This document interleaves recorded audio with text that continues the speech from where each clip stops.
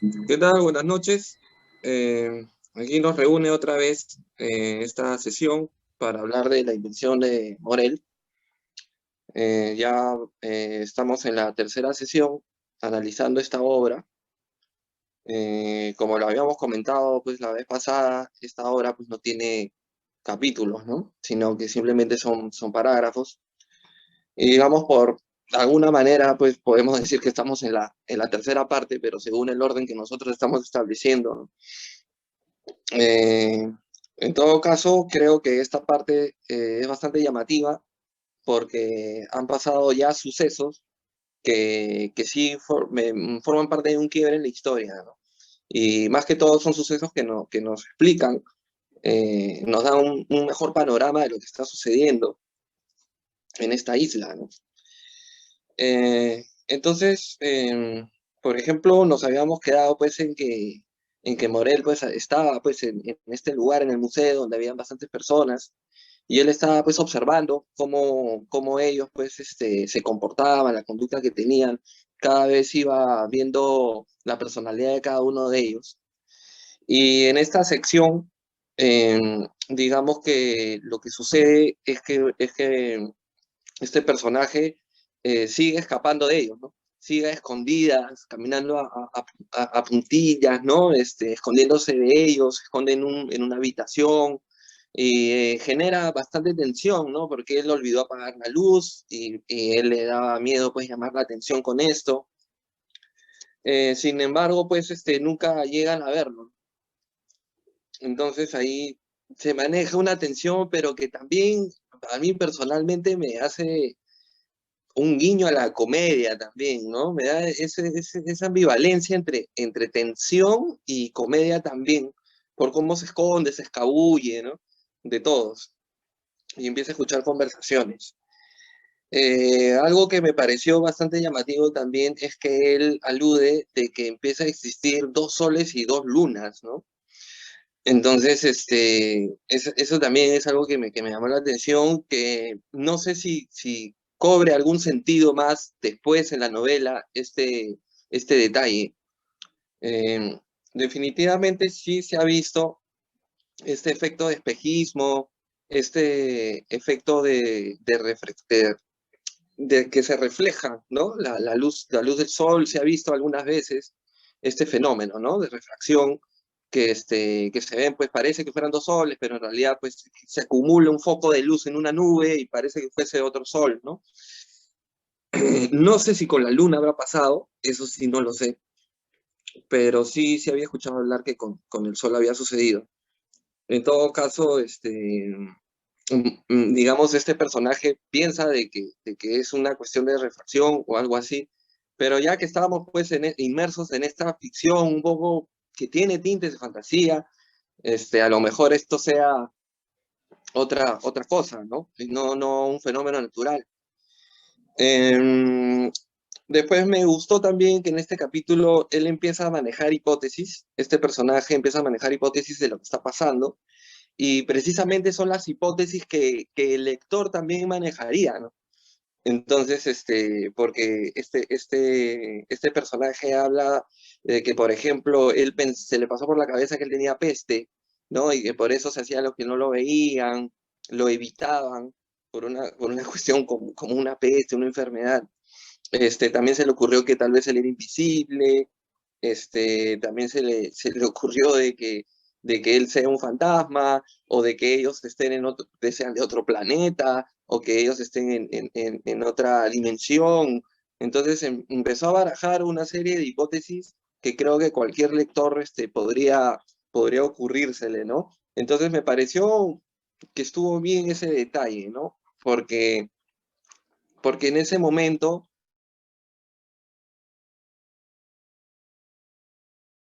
¿acaso ninguna de estas es esa?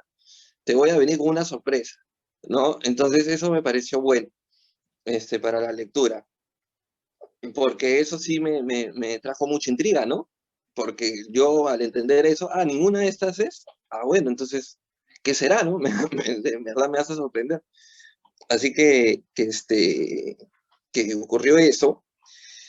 Después está esta cuestión de que lleva un buque marino, ¿no? llega un buque de marinos. Entonces ese es un detalle también que existe ahí, que le da bastante intriga a la historia, porque hay conversaciones que tiene Morel con estos marinos, conversaciones secretas. Parece que hubiera un trato a escondidas a las espaldas de las demás personas. Empieza a haber una situación bastante extraña que ya la historia ya causa intriga y ponen una subhistoria que vuelve a causar intriga, ¿no? Entonces eso me pareció que está bien, le da ritmo a a la novela, a los hechos, y está muy bien que Casares se le haya ocurrido hacer eso. Este, Empiezan a ocurrir otros sucesos bastante extraños, que es esta cuestión de la piscina, ¿no? Que estaba sucia, ¿no? Que tenía animales muertos, plantas podridas, tenía todo, y sin embargo, las personas se metían en ella como si no pasara nada. Entonces eso también es bastante extraño, era bastante raro. Se supone que hacía mucho calor y sin embargo, estos personajes, pues algunos hacían calistenia antes de estar en la piscina. Entonces eso también era bien raro, ¿no? Bien extraño de que suceda esto. Entonces cada vez, pues, los hechos iban siendo más intrigantes, más extraños, más raros. Entonces uno no sabía bien lo que estaba pasando, ¿no? Entonces se desarrolla, pues, esta trama de esa manera, ¿no? Entonces, ese sería mi primer comentario para la primera mitad y ya tengo los comentarios para la segunda mitad, que viene un hecho, un suceso que ya es esclarecedor, ¿no? Así que bueno, le doy el pase a...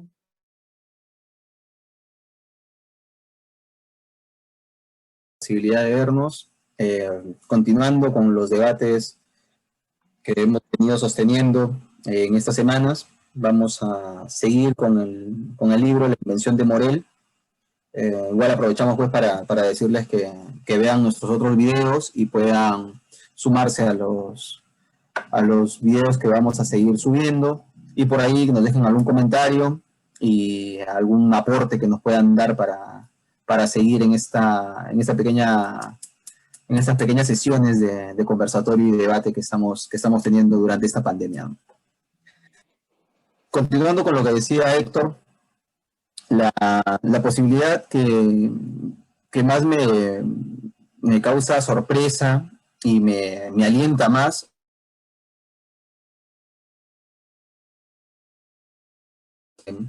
de que sea un mundo o un pequeño microcosmos donde los fantasmas comiencen a andar por allí sin importarles la vida de los que aún están vivos, sino más bien que la muerte tenga una vida, ese fanatismo que tenemos los seres humanos de pensar que luego de nuestra muerte va a venir una vida, ya sea en el cielo, en el infierno, en la tierra, en otra dimensión o donde sea, reencarnando en algún animal o en otra persona, ¿no?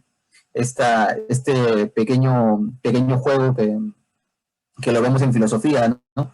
Que el ser humano en su primer grito es cuando atrapa el espíritu y el alma que va vagando y va olvidándose de las cosas y entra al cuerpo del niño en el primer grito del recién nacido, ¿no? Estos fantasmas que van vagando en cierta forma en la filosofía griega, ¿no? Entonces a mí me parece a mí, la idea que más me gusta es esta de los fantasmas, ¿no? Esta vida después de la muerte que nos da una pequeña esperanza, eh, por lo menos imaginarla y alucinarla, ¿no? Otro punto que me gusta mucho de la invención de Morel es cómo Bioy Casares comienza a poner ciertos temas que él luego va a desarrollar a través de los personajes. Él no nos dice directamente que somos fantasmas, pero al decir que las personas que estaban en las islas hablaban de fantasmas, te da la posibilidad de imaginarte que son fantasmas, ¿no? A pesar de que ellos están hablando de fantasmas, sería una contradicción, un fantasma que hable de un fantasma, pero te está dando la posibilidad de que tú te imagines o que tengas esa posibilidad. Eso me parece interesante como una pequeña perla que te deja ahí Bioy Casares para que tú te vayas imaginando cuál va a ser el desenlace, que veremos si en realidad es ese o va a ser otro, porque luego, como decía Héctor, hay varias posibilidades que el mismo autor nos da. Luego, la forma de cómo el personaje principal, el que va escapando, ¿no? de Venezuela, de Caracas, nos dice que eso es un informe, ¿no? Como un diario, pero más que un diario es un informe. Hay que decir que un diario no necesariamente es un informe, ¿no?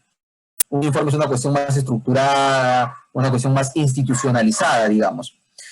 A pesar de que lo está diciendo de una forma figurativa o metafórica, porque en realidad es un diario, pero al decir que es un informe, nos está diciendo, es un diario sí, pero un diario que te quiere informar algo, que te quiere dar a conocer algo. No es simplemente, me levanté, comí, me dormí. No es simplemente así, es un diario que tiene una trascendencia mayor. Es un diario que te va a dar una explicación de un suceso fantástico, como ya nos decía Borges en la introducción al libro. Otro punto es esto de los 2 soles y las 2 lunas, ¿no? De esta ocurrencia celestial en la que aparecen 2 soles y 2 lunas al mismo momento. Ya decía que Cicerón 2 soles. Ya imaginarte nada más que hayan 2 soles o 2 lunas es imaginarte en otro planeta. Eso es de cajón, ¿no? De punto de partida. No sé si a ustedes les pasa la imaginación del ser humano hasta dónde puede llegar de imaginarte en otro planeta. ¿Cómo será estar en Saturno, por ejemplo? Y ver, ¿no? Desde dentro de Saturno el cielo. O ver desde Júpiter. Bueno, Júpiter va a ser un poco más complicado por el tema de las tormentas que hay dentro de Júpiter. Pero imaginemos un planeta que tenga una cantidad de satélites mayor a 1, pues mayor al que tenemos nosotros, que es la Luna. Imaginemos un planeta con 10 o 15 satélites que estén rondando durante el día y puedas verlos, y en diferentes posiciones, uno más pequeño, uno más cercano, o un satélite tan grande que estés tan cerca que parezca que lo puedas tocar, o sea, que parezca casi un gigante delante tuyo. A mí me parece una imagen muy impresionante, esa de tener 2 soles o 2 lunas en un determinado momento. Es algo que nunca lo vamos a poder tener, salvo en los eclipses, que es una cuestión muy pequeña, en realidad muy lejana, pero de imaginar esta historia de 2 soles tan grandes en el firmamento es una cuestión que te hace pensar, por lo menos, o imaginar, que es el objetivo que tiene Bioy Casares en este libro. Otro punto que me pareció gracioso es este juego de palabras de la infinidad de mosquitos. Por un lado, infinidad de mosquitos en cantidad de mosquitos, ¿no? Que eran infinitos, había muchos. Pero otro tema que se puede tomarse en esta frase es la eternidad del mosquito, ¿no? En el sentido de que no podemos perder discusiones tontas pensando en la inmortalidad del mosquito, ¿no? Si el mosquito tiene o no tiene alma. Me parece un buen juego de palabras. No sé si lo ha hecho adrede Bioy Casares, pero bueno, a mí me pareció que sí, ¿no? Luego las posibilidades, como mencionaba también Héctor, ya para acabar mi intervención, es una, la peste, otra, la mala alimentación y el mal aire, que lo hacía alucinar, otra, los extraterrestres, otra que está dentro de un manicomio, otra, los fantasmas, y otra que están muertos, pero no como fantasmas.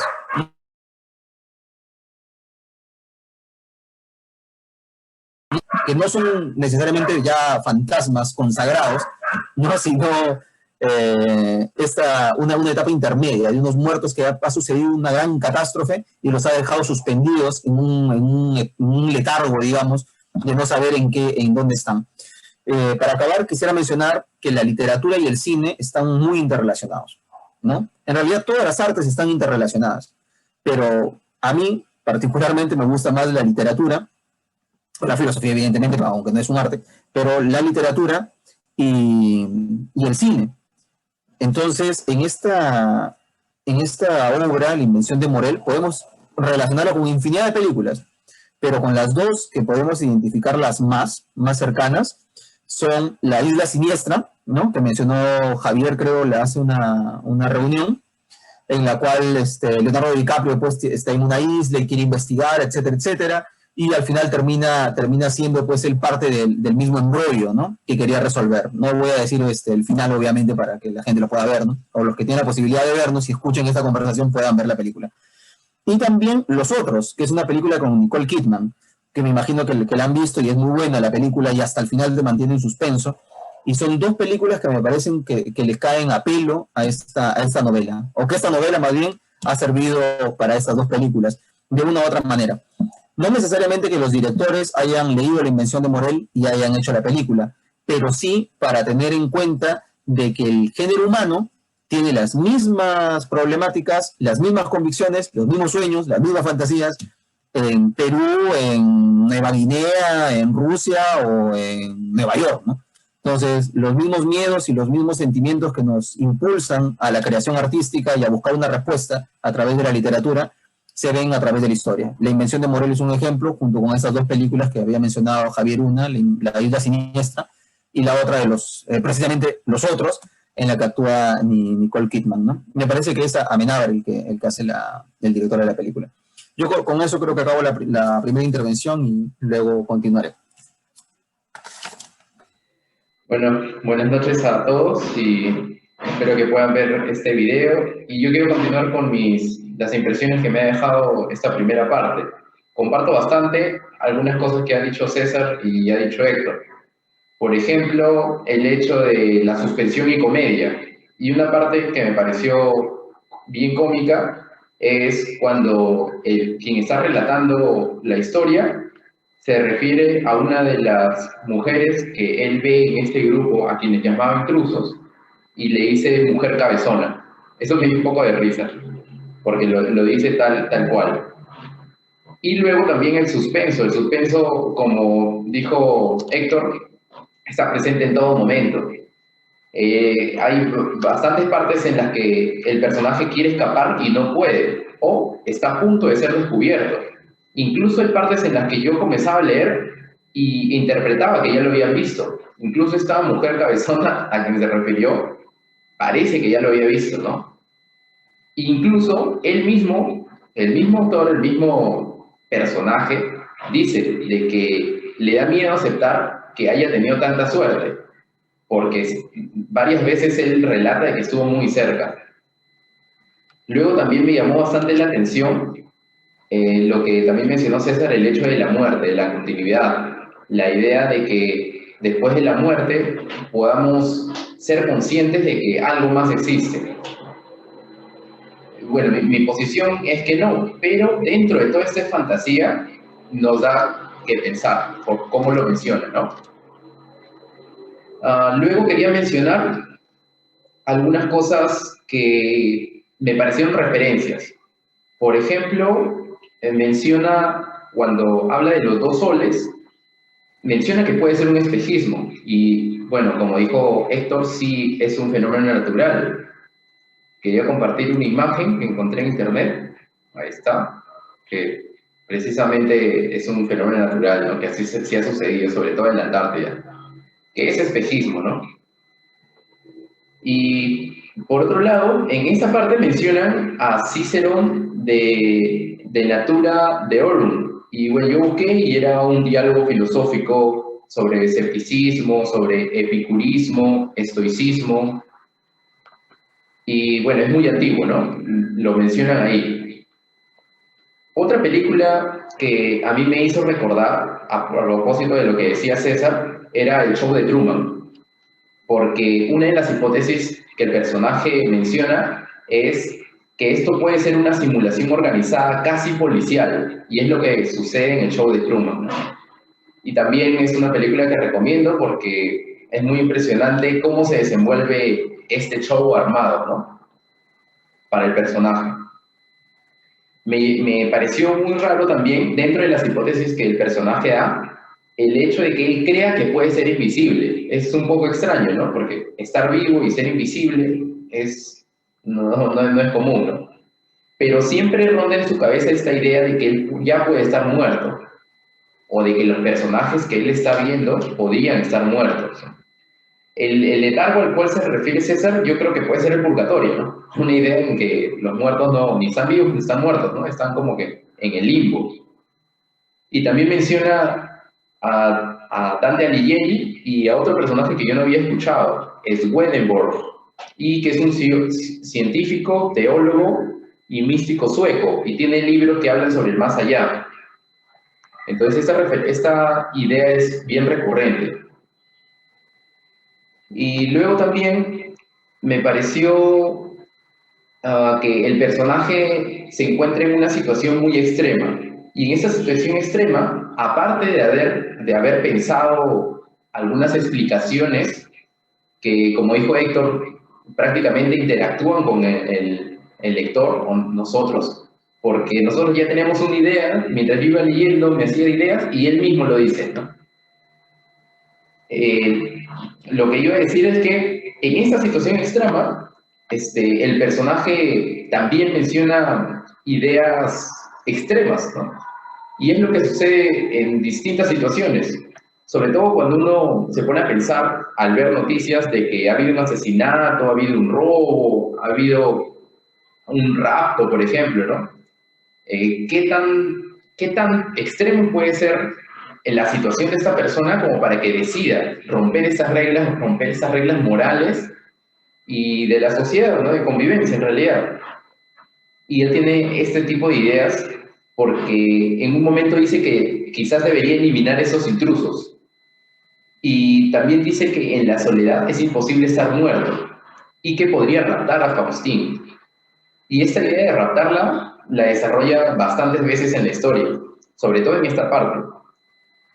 Y me llamó la atención esto de que en la soledad es imposible estar muerto. Me parece algo así como una idea, por así decirlo, filosófica, ¿no? Que lleva más al idealismo.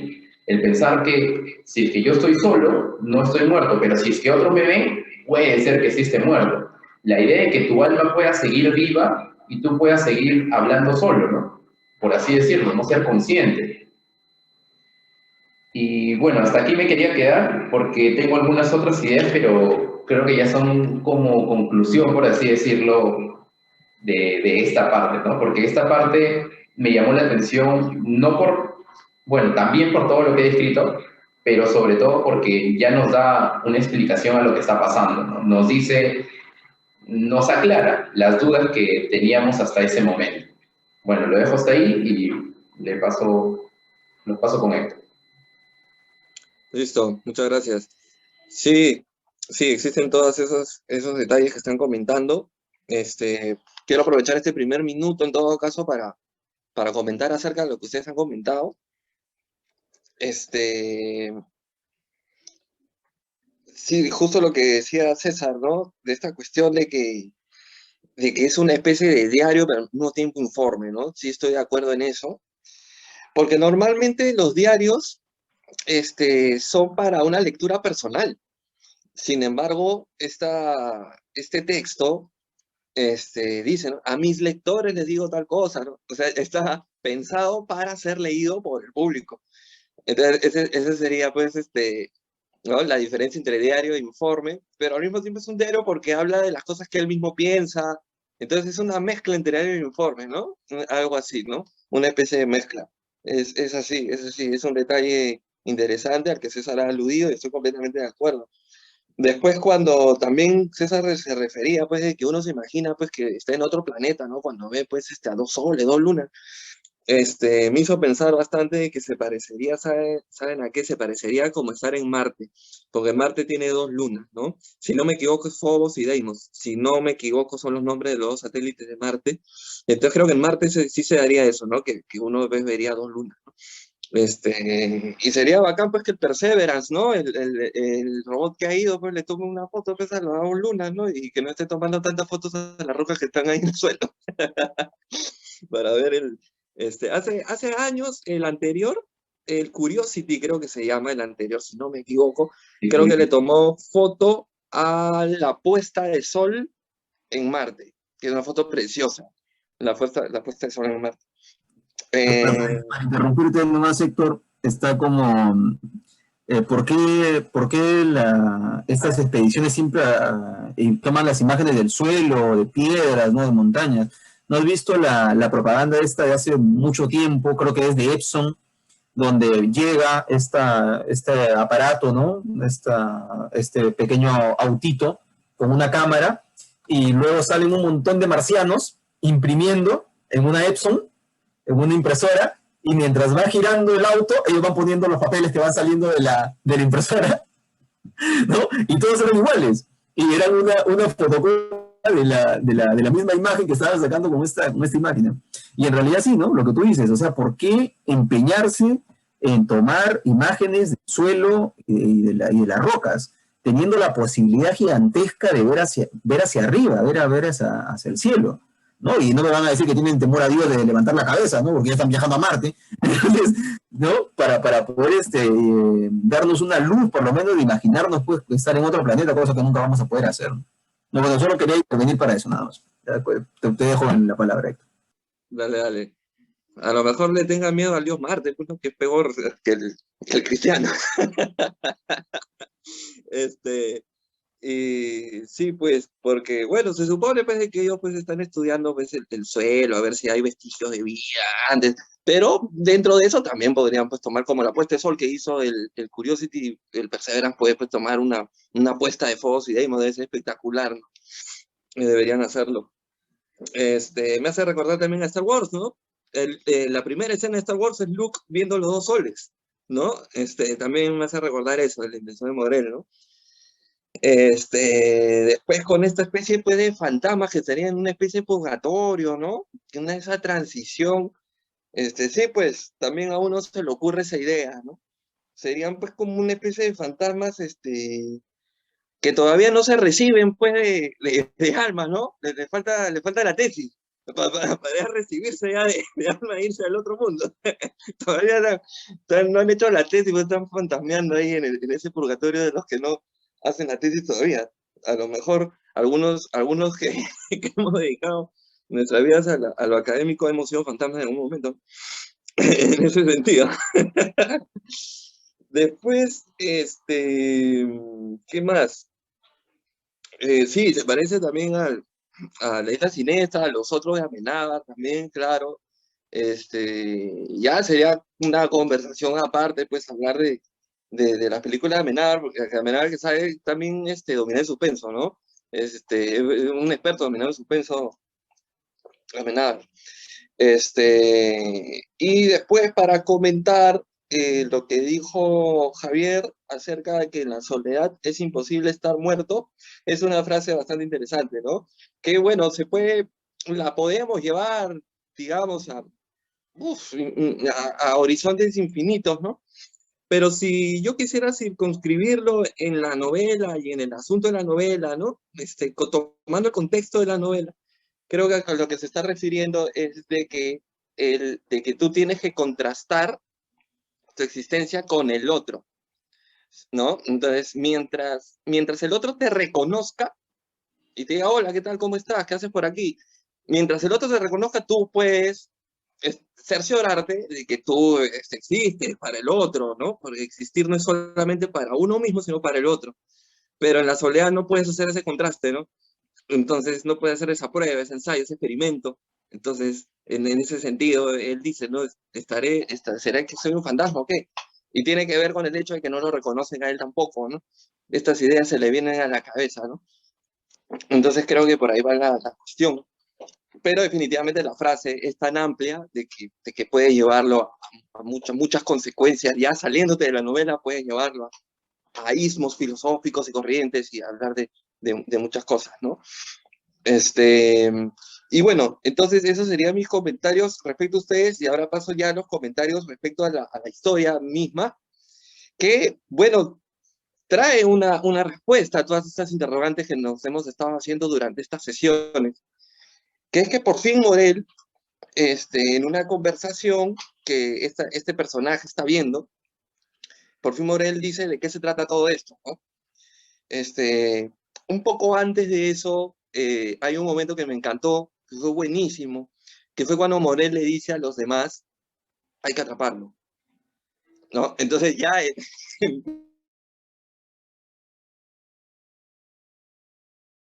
afuera de la casa de la señora Clotilde, le empezó a darle un miedo terrible.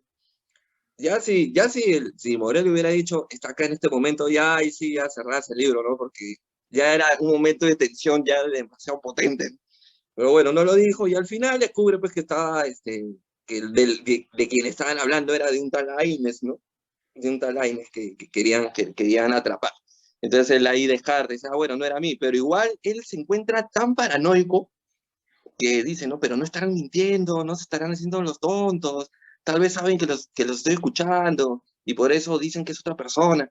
Empieza a tener hipótesis, suelta hipótesis tras hipótesis y cada una más paranoica que la anterior, ¿no? Ese es la tensión que él tiene, pero al fin y al cabo lo que hace Morel es explicar de que había tenido una máquina, ¿no? Un invento, y que bueno, hace alusión al título de la novela, ¿no? La invención de Morel.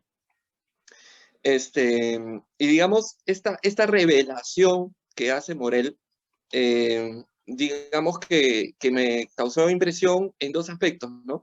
En el primer aspecto me causó impresión porque estamos más o menos un poco más allá de la mitad de la novela y yo esperaba que esta revelación se dé al final. Sin embargo, está haciendo la revelación ahora. Entonces, que haga la revelación poco después de la mitad de la novela, entonces yo digo, ¿qué viene después? ¿Otro giro de tuerca más? ¿Qué otro acto, qué otra revelación está escondiendo Casares? ¿Qué será? ¿No? Entonces me causa aún más intriga eso, ¿no? Me hubiese parecido que al final de la novela vendría esa revelación, pero algo más debe esconder. Y para hablar ya de la invención en sí, porque es la otra parte de lo que me sorprendió, es de que esta invención pues es una cuestión de que es una máquina que reproduce exactamente los objetos, ¿no? Los reproduce en todos los sentidos, en olor, visualmente, los reproduce en todo, hasta incluso le hace incluso tiene una resistencia al tacto, o sea, es una materialización del objeto, ¿no? Una reproducción materializada completamente. Entonces, eso es lo que pasa y eso explica bastantes cosas, ¿no? Eso explica cuando él agarra un libro y se lo vuelve a encontrar, exactamente el mismo libro. Entonces, eso explica ya los fenómenos que habían ocurrido antes, como que empiezan a tener sentido, empiezan a tener explicación a partir de esta revelación de Morel, ¿no? Pero tendrá que verse más allá cuáles son los sucesos, ¿no? ¿Qué es lo que pasará? En todo caso, creo que me queda todavía en el tintero algunas cosas, así que me estoy animando para una tercera intervención, que a lo mejor es más corta porque es un detalle pequeño pero importante, creo yo. Entonces ya le doy el pase a César. Señor. No, concuerdo con las ideas que están proponiendo ustedes y muchas de estas son hipótesis, ¿no? Precisamente este libro nos deja mucho para inventar, mucho para imaginar, para inventar posibles soluciones a la novela mientras que estamos dentro de ella, ¿no?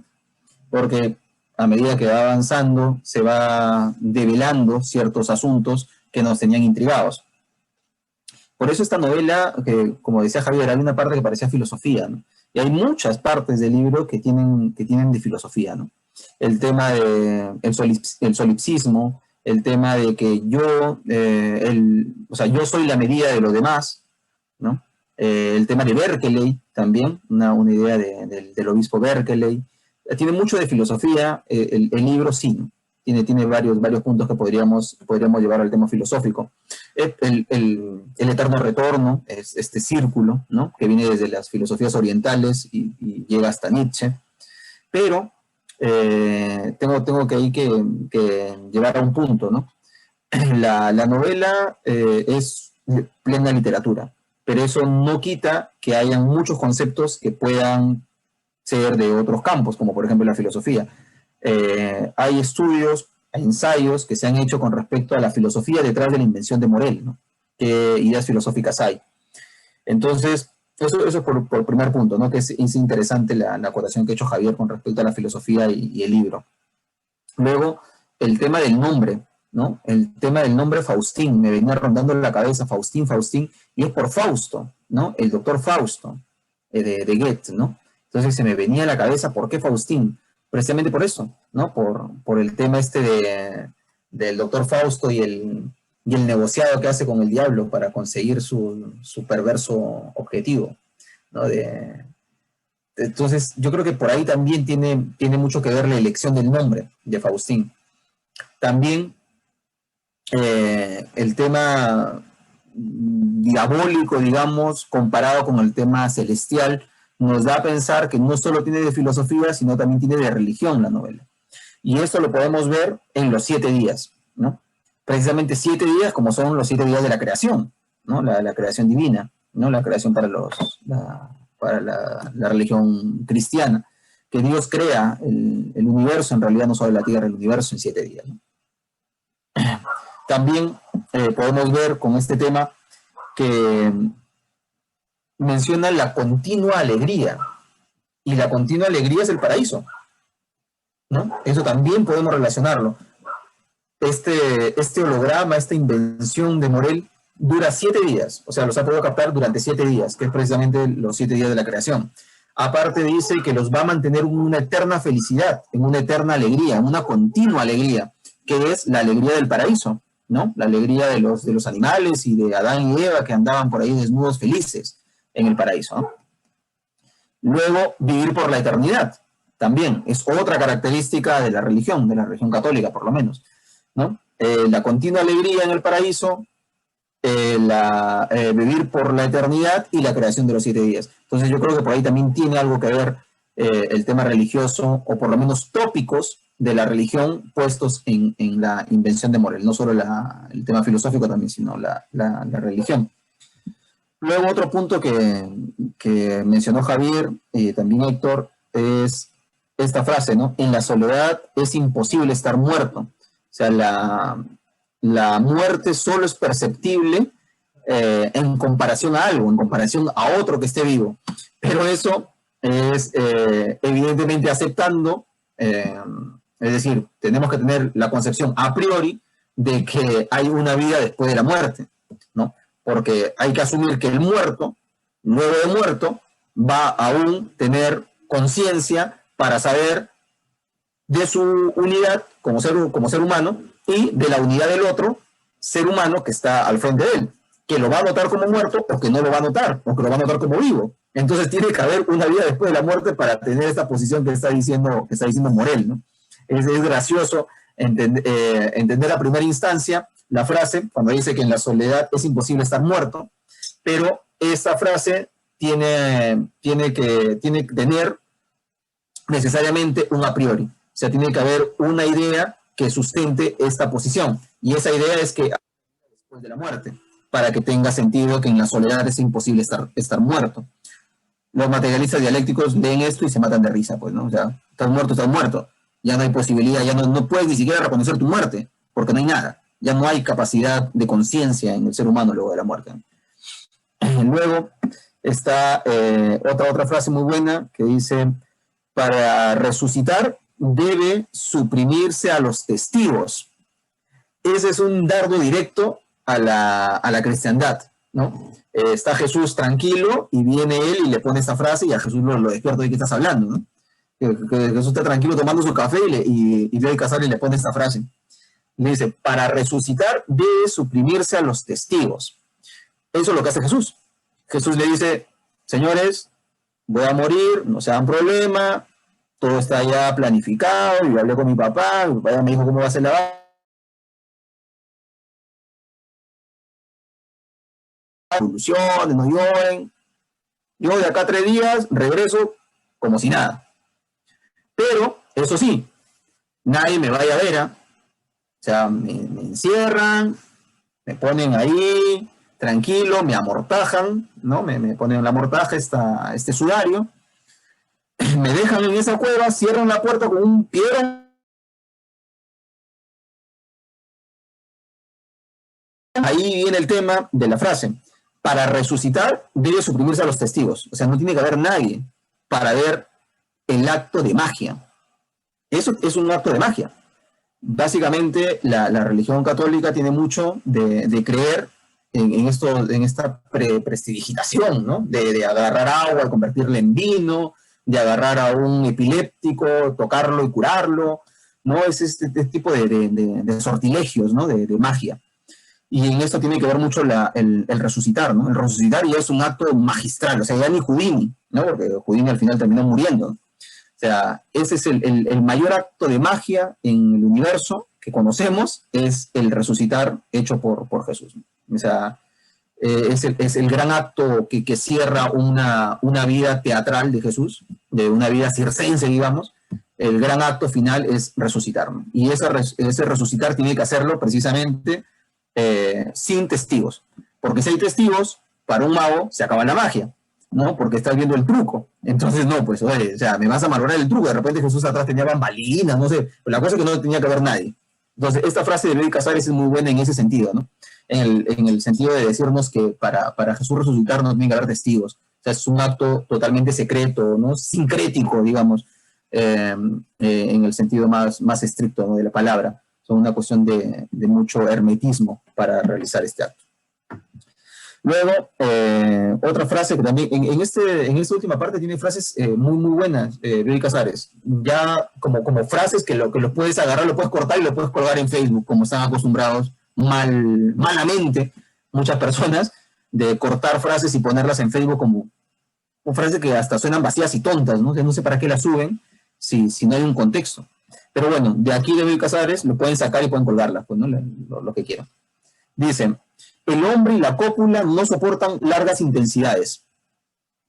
Muy buena, ¿no? El hombre y la cópula no soportan largas intensidades.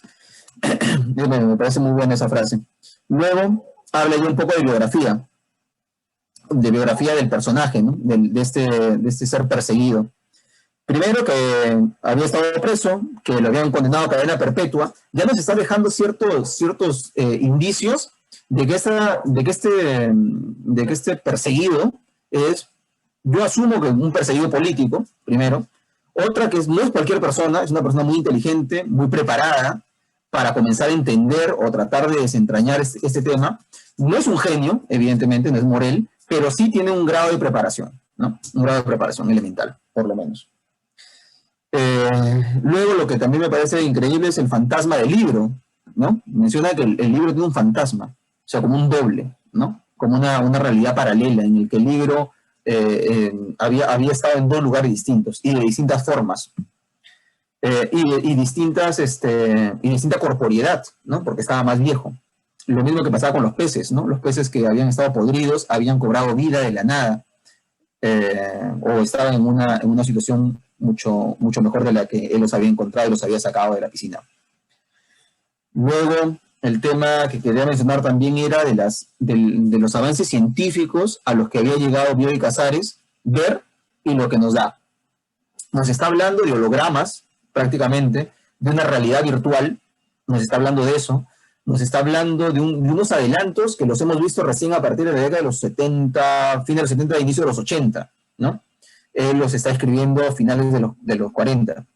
Entonces, estas imágenes, estos hologramas, que para nosotros son habituales, para él los hologramas ya están cobrando corporeidad, ya están teniendo materia, ¿no? Es decir, que la imagen que teníamos nosotros reflejada como de cine o de fotografía o de televisión se está tornando en un invento mucho mayor, que es casi una clonación, ¿no? Podemos hablar de clonación, podemos hablar de holograma, de realidad virtual, podemos hablar hasta de internet, porque nos dice cómo a través del audio y de la imagen uno puede romper el espacio y tiempo, nos dice en la novela. Bueno, yo creo que tengo más cosas que decir, igual que Víctor. Creo que voy a dejarlo aquí y luego voy a hacer un cierre ya para el final. Bueno, yo también quería comentar algunas cosas que han dicho. Me quedó la impresión, por ejemplo, la misma impresión que Héctor, el pensar de qué va a venir después. Porque ya te resolvió las dudas, o sea, ya qué más, ¿no? Pero bueno, habrá que seguir leyendo. Algo que me olvidé de comentar es la impresión de los mundos paralelos, de que hayan muertos, de que hayan fantasmas. Hay una hipótesis que algunas personas han formulado al pensar en que los fantasmas podrían haber sido vistos por personas. Y la hipótesis es parecida a lo que plantean aquí, ¿no? El pensar de que son seres que viven en otros planos paralelos, universos paralelos, por ejemplo, y cuando tienen cierta interacción nosotros lo podemos ver como fantasmas, ¿no? Pero es una hipótesis muy descabellada porque no hay ninguna forma de probar algo así. Y luego también me olvidé de comentar el hecho de los dos soles y las dos lunas. en el sentido de que las investigaciones actualmente han llegado a tal punto de que sabemos de que existen otros planetas parecidos a la Tierra. Y en estos planetas parecidos a la Tierra tienen distintas formas, incluso con más lunas, incluso con más soles. Eso también me dio que pensar, ¿no? La referencia que tiene Casares aquí con cosas que recién se han descubierto, como mencionó César, y bueno, voy a mencionar más adelante. Luego también, aún en esta parte, el personaje sigue mencionando que está enamorado de Faustín, y él también se extraña porque nunca tenía contacto con ella. Y incluso en un momento pensó en declararse a ella, porque pensó de que se la podían llevar. Porque en esta parte llega un buque, ¿no? Llega un buque a la isla, y llegan personas y comienzan a hablar con Morel, ¿no? En esa situación en donde Morel llega a explicar lo que está pasando. Continuamos.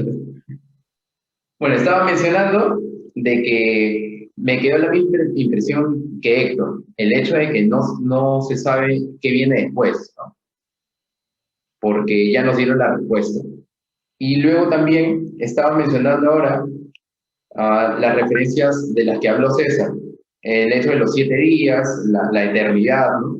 Y bueno, ya había mencionado que habla de Dante y de su Swedenborg, y bueno, tiene bastante relación con esto, ¿no? También decía que me llamó la atención el hecho de que se haya enamorado de Faustín, y de que en un momento le dice que está enamorado de ella, que la quiere, ¿no? Pero yo lo entendí muy bien porque vino por él y se la llevó.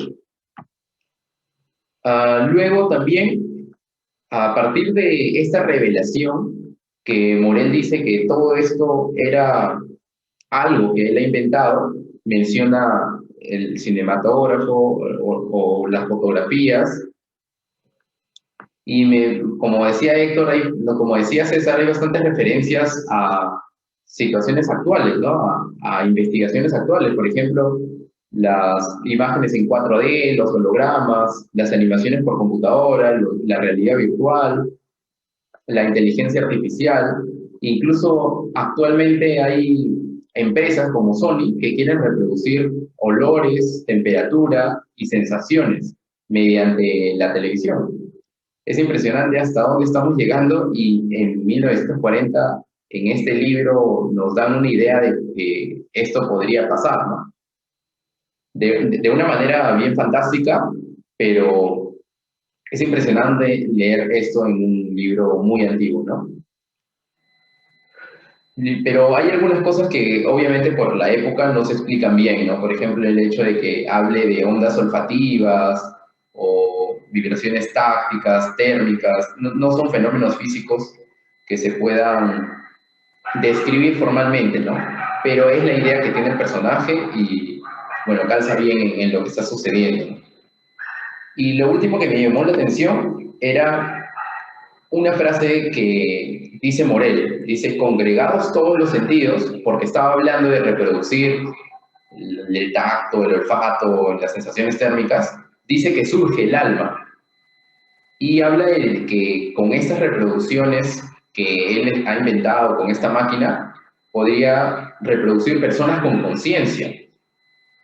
Y esto sí es un poco extraño, pero aquí yo me puse a pensar hasta qué punto podemos hablar de esto, de la conciencia y del alma, ¿no? O sea, ¿cómo surgen? ¿Qué es? Es toda una discusión muy amplia. Y aquí lo plantean, ¿no? Lo plantean como el conjunto de sensaciones. Y que esto podría ser un sistema de reproducción de una vida, ¿no? De una vida para que todo siempre siga reproduciéndose continuamente. Y algo último que quería decir en esta participación es que en un momento hablan de que los trucos bien hechos se ven como magia. Y precisamente esto es lo que quería hacer Morel con este invento, ¿no? Esta máquina. Bueno, hasta ahí lo dejo y bueno, ya creo que quieren dar algunas últimas impresiones. Sí, gracias. Sí, precisamente mi última impresión iba a hablar exactamente lo que tú acabas de mencionar, de esta cuestión del alma. Eh, a pesar de que dice este tipo de frases, Morel, también hay otras frases que dice que parece contradecirse con lo que tú acabas de mencionar citándolo a Morel. O sea, lo que estoy diciendo es que no se le entiende bien a Morel porque a veces dice una cosa y a veces otra. Porque, por ejemplo, hay un momento donde Morel dice, para hacer reproducciones vivas, necesito emisores vivos porque yo no creo vida. En un momento él dice eso. Entonces, en ese momento él necesita, yo no creo vida, yo no puedo crear vida, yo no puedo, o sea, digamos, ¿no? Crear conciencia. Prácticamente está diciendo eso. Al menos sería una especie de interpretación. Eh, y acá viene el problema, ¿no? Porque si Morel ha inventado una máquina que está reproduciendo absolutamente todo, ¿no? Absolutamente todo, y vamos a pensar en un ser humano, ¿no? Y no en un objeto inanimado. Si está reproduciendo todo el ser humano, está reproduciendo, yo supongo, creo que está implícito que está reproduciendo lo interior también. O sea, digamos, supongo que está reproduciendo también el cerebro y las neuronas y todo lo demás. En todo caso no te lo explican, pero supongo que esta máquina reproduce,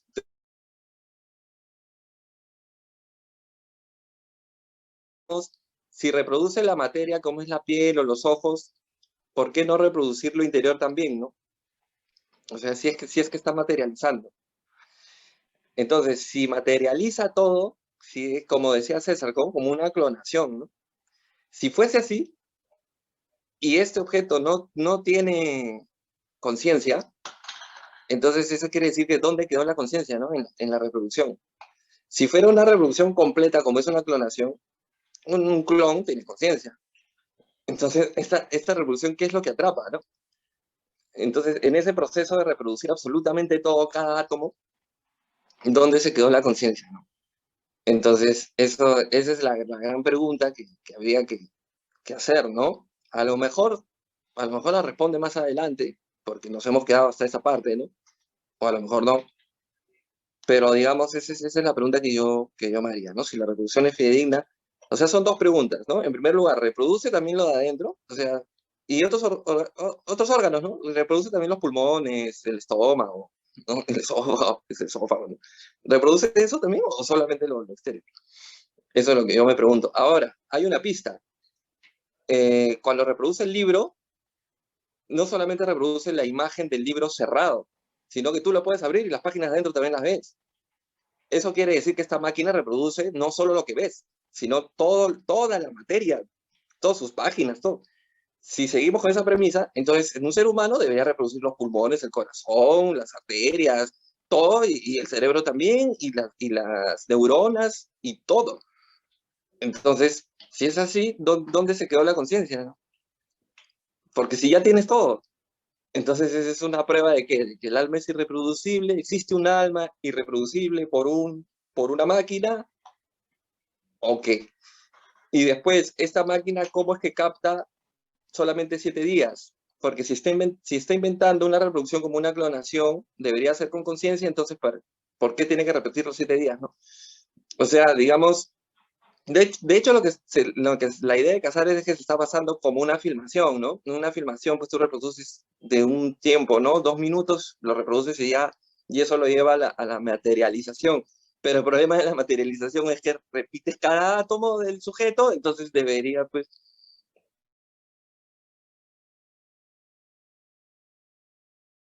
de que el alma sea algo tan, digamos, poniéndonos en la hipótesis de que el alma sea algo que está en otra dimensión que no puede ser reproducida por una máquina. Esa sería la otra opción, ¿no? Pero en todo caso, yo tengo la esperanza de que ahonde más en este tema, Casares, y que tal vez responda a esto. Tal vez sí, tal vez no lo hace, ¿no? Pero digamos que me parecería, en todo caso me parecería bastante bueno, ¿no? Muy interesante que él ahonde más en esto, ¿no? Y bueno, sí, eso es solamente lo que quería añadir y le doy pase a César. era evidente que la novela iba a dar para más, ¿no? Iba a dar para más intervenciones de las que habíamos planificado, porque no solo es el tema, como han podido ver en estos días, en estos videos que hemos estado subiendo, repetir párrafos enteros o leer partes enteras de la novela, o repetir lo que ya se han dicho en otros videos de la invención de Morel o de los otros libros que hemos leído. El objetivo es precisamente dar algún aporte nuevo al debate y al enriquecimiento, en realidad, del libro, ¿no? Que lo hacen precisamente los lectores.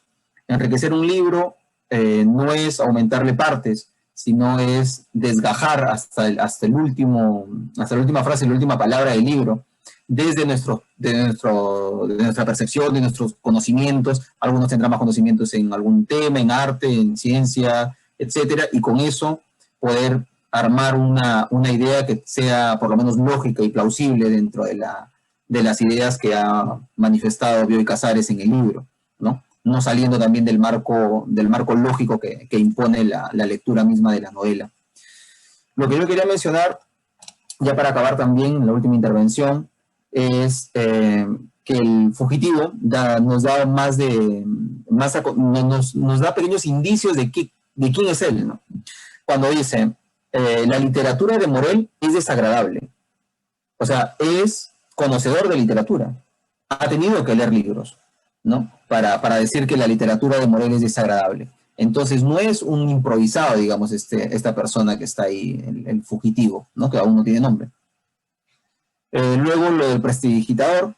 Recordemos que nuestra incapacidad de ver los movimientos del prestidigitador es lo que convierte en magia el acto, ¿no? Es no verlo para creer en la magia, ¿no? O en Dios. Para creer en un ser divino necesitamos no verlo, porque si lo vemos precisamente deja de ser divino, como el Dios cristiano. Y por último, si podemos ver a Dios, hay que verlo muy poco, ¿no? Porque si lo vemos siempre, se nos hace familiar, se nos hace del día a día y cobra otra cosmovisión de un Dios impositivo. Ya pasaría a ser pasaríamos a ser panteístas, ¿no? O sea, que Dios está en todo. Por tanto, ya no hay una visión corpórea y antropomorfa de Dios, como lo han creado los cristianos, también los egipcios, en realidad casi todas las religiones. Entonces es importante este tema que menciona Bioy Casares, el tema de que la magia es magia precisamente por no ver la capacidad que tiene el prestidigitador para mover esto. Y eso lo podemos llevar al análisis de las religiones y de los dioses, ¿no? Que no tenemos que verlo siempre, ¿no? Es más, si no lo vemos nunca es mejor, como el Dios católico, pues, ¿no? Si no vemos nunca Dios es mejor, porque ahí está la magia precisamente de la fe, ¿no? Eso es en realidad a lo que está llegando Bioy Casares con estas afirmaciones. Otro punto que mencionaba Héctor también es cuando Morel menciona que él no crea vida. Precisamente no crea vida porque no es Dios, ¿no? Entonces eso también es una posición cristiana, digamos, de Morel o de Bioy Casares dentro de la obra, ¿no? Que no puede crear vida precisamente porque si no se convertiría en Dios. Y eliminaría todo lo interesante de la novela, porque al final si sería Dios, entonces ¿para qué nos sirve tanto misterio, ¿no? Porque es Dios, punto. Nada más. Otros puntos que me parecen interesantes es cómo el ser humano, y Morel lo menciona también, intenta eliminar el espacio y tiempo, ¿no? Y es interesante también el tema del espacio y el tiempo. Como decía Borges, podemos imaginarnos un lugar sin espacio, ¿no? Pero no sin tiempo. Entonces es muy complicado el tema del tiempo, ¿no? Cuando Borges dice, cuando no me preguntan por el tiempo, tengo plena conciencia de qué es. Pero cuando me preguntan sobre el tiempo y quiero responder, no lo sé. O sea, es algo intrínseco al ser humano vivir con la concepción del tiempo, pero no explicarlo en sí qué cosa es el tiempo, ¿no? Eso lo dice San Agustín. Exacto, parafraseando a San Agustín. Es lo complicado de teorizar sobre el tiempo, más que del espacio. Y a mí me parece que Morel mete así solapadamente el tema de la vieja disputa filosófica del espacio y el tiempo, ¿no? Para los materialistas dialécticos dirán que, bueno, que el espacio y el tiempo son categorías intrínsecas a la materia, que no puede haber materia sin espacio y sin tiempo, o sea, son cosas que van de la mano, ¿no? No puedes ubicar a la materia fuera de un espacio, ni tampoco fuera de un tiempo. Pero ¿qué tiempo? ¿No? Y eso ya tiene que ver con un tema más físico, de análisis científico y de filosofía, ¿no? Que van de la mano. La filosofía le va tirando la pelota a la física para que la física comience a resolverlo, ¿no? Porque la filosofía nunca se va a meter a resolver un problema de física, ¿no? Nosotros, los filósofos, simplemente le tiramos la pelota con la pregunta a los físicos para que ellos lo resuelvan. Otra cosa más que quería mencionar ya como último punto es el tema de la conciencia y los hologramas que mencionaba Héctor también. Si son hologramas corpóreos ya, digamos, o son algo así como una copia real de la misma persona, ¿en dónde queda la conciencia? O sea, la conciencia, en este caso, para Morel, sería la conciencia inmediata a los 7 días. O sea, la conciencia de los 7 días. Y hacia atrás, la conciencia que ha vivido en la persona. Porque si a nosotros, por ejemplo, nos encierran ahora en una habitación, en una isla o donde sea por 7 días, y son los últimos 7 días de nuestra vida, vamos a tener que actuar acorde a nuestra vida pasada. O sea, a mis 33 años, ¿no? Mis 33 años y mis 7 días. Y esa es mi conciencia. Pero mi conciencia morirá en esos 7 días. Y si se vuelve a repetir, esos 7 días, si se vuelven a repetir, pues se repetirán con la misma capacidad de conocer de mis 33 años y mis 7 días, pero nunca más allá de eso, nunca más allá. O sea, no voy a poder conocer nada nuevo. Y si no conozco nada nuevo, no voy a poder hacer sinapsis en mi cerebro y no voy a poder generar nuevas ideas. Es decir, estoy condenado a repetir, digamos, esos 7 días con mis pasados, pero nunca a conocer más cosas, nunca aprender, digamos, aprender en el sentido de coger, ¿no?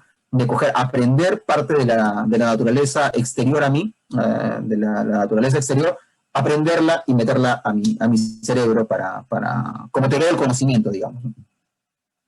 Luego, una de las últimas frases que a mí me parece muy, muy buena es cuando menciona los sentidos. Congregado los sentidos surge el alma, dice. A mí me parece genial esto, ¿no? A mí me parece genial. Porque si vamos a los animales, podemos decir, pero los animales tienen sentidos. Entonces, congregado los sentidos, los animales tienen alma, ¿no? Entonces, ahí me parece que hay un pequeño desliz del autor, si queremos ir hasta al punto filosófico, ¿no? Cuando dice, congregado los sentidos surge el alma. Bueno, ¿hasta qué punto, no? ¿Hasta qué punto surge el alma con los sentidos? Porque tendríamos que, en todo caso, darle también categorías de sentido, de alma a los animales, ¿no? Porque tienen sentido.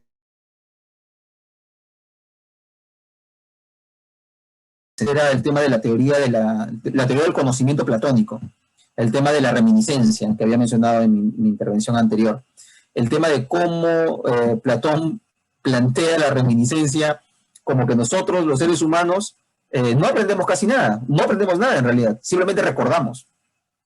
Es decir, que todo ya lo tenemos metido en la cabeza. Lo único que hacemos es recordar, es un árbol, esto es un árbol, ¿por qué? Porque recuerdo que es un árbol, porque ya eso lo he aprendido antes, porque han sido algo así como reencarnaciones.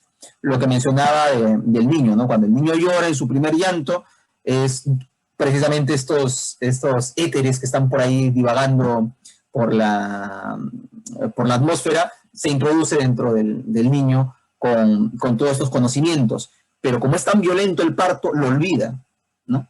Olvida estos conocimientos y tiene que empezar nuevamente el juego de conocer, algo así como un eterno retorno, digamos, ¿no? Un eterno retorno primario en cuanto a la teoría del conocimiento. Y es interesante este tema porque lo deja Bioy Casares en varias partes. En otra parte también habla sobre el niño y las viejas preguntas, dice. La vieja pregunta de dónde venimos, de dónde yacemos, estamos dentro de un disco de música indescifrable que al final Dios nos dice, ya sabes que nace, y nos bota al mundo, nos arroja a este mundo o este valle de lágrimas, como diría Vallejo, ¿no? Entonces yo creo que tiene bastante de filosofía y nos daría para discusiones pues eternas, ¿no? De filosofía, de ciencia, de religión, porque es un libro, a pesar de que tiene menos de 100 páginas, muy rico por los conocimientos que tiene Bioy Casares, ¿no? Yo creo que esa es mi última intervención ya. Sí, bueno, yo también quería dar mi última intervención con respecto a este último punto que es bastante controversial, ¿no? El afirmar que existe el alma, el relacionarlo con la conciencia, el alma es lo mismo que la conciencia, es todo un tema que da para más. Y César mencionó, ¿no? Cómo menciona, cómo dice el autor que congregados los sentidos surge el alma. Esto me parece bastante para debatir, porque habría que definir qué es alma, ¿no? Y luego también quería comentar lo que decía Héctor con respecto a que si reproducen todo, ¿dónde queda la conciencia? Pero a mí me da la idea que esta reproducción, en realidad no sé cómo lo habrá pensado el autor, pero mi idea es de que esta reproducción puede ser algo así como un sueño, o algo así como lo siente un esquizofrénico. Cuando uno está en un sueño, primero, tu cerebro está completamente seguro que lo que está pasando, lo que estás viviendo es real. Por eso hay un mecanismo que es la parálisis de sueño, para que tú no salgas corriendo, para que no salgas y hagas algo que no deberías, ¿no? Si tienes un sueño, por ejemplo, muy agitado, ¿no? Y según los estudios, según lo que yo he leído, nosotros siempre soñamos, pero este mecanismo permite que no nos pase nada malo, por así decirlo, ¿no? Que no nos dañemos. Entonces yo lo entiendo más o menos así. Nuestro cerebro puede estar seguro que huele, puede estar seguro que toca, puede estar seguro que siente, sin necesidad de hacerlo, ¿no? En realidad las sensaciones están traducidas a señales eléctricas que nuestro cerebro puede interpretar, por así decirlo, ¿no? Entonces, esta idea de la realidad, esta idea de esta máquina, me parece algo así, ¿no? Como un sueño reproducido. En todo caso, habría que preguntarnos si es que Morel está soñando o si es que este personaje que está contando la historia es quien está soñando, ¿no? Bueno, no, habría que leer un poco más para saber si es que algo por ahí, hay luces sobre eso, ¿no? Y, ya, el hecho de lo que dijo César acerca de lo que hay en el cerebro, la información, ¿no? Cómo nosotros podemos determinar esto. Y bueno, esto simplemente me hizo pensar en que evolutivamente nuestro cerebro va teniendo información y cómo cuando nacemos la tenemos. Y bueno, hay toda una explicación científica, que todo queda codificado en el ADN y ahí hay información de todo lo que hemos aprendido a través de toda nuestra evolución como humanidad, ¿no? Y no necesariamente como una persona, sino como todos los seres humanos, ¿no? Por eso todos tenemos información en nuestro ADN que tiene un montón de detalles que incluso no se saben hasta la actualidad, ¿no? Y bueno, me queda pendiente el tema del tiempo, que también es muy interesante, porque esta realidad en 7 días nos da que pensar en que siempre se repite, pero ¿qué es el tiempo, no?